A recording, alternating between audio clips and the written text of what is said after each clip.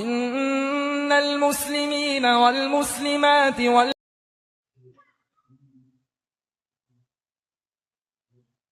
இன்றைய கேள்வி என்னவென்று சொன்னால், எதனால் மனிதர்கள் நிம்மதி அடைகின்றார்கள், எதனால் மனிதர்கள் இந்த மார்க்கத்தை விட்டு விரண்டு ஓடுகின்றார்கள்?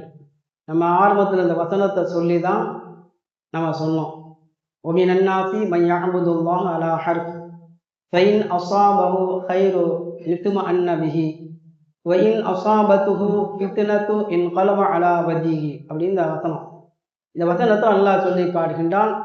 இன்ன காரணத்துக்காக மனிதன் நிம்மதி அடைகின்றான், மகிழ்ச்சி அடைகின்றான், இன்ன காரணத்துக்காக மார்க்கத்தை விட்டு விரண்டு ஓடுகின்றான். இதுதான் இன்றைய கேள்வியாக இருக்கின்றது.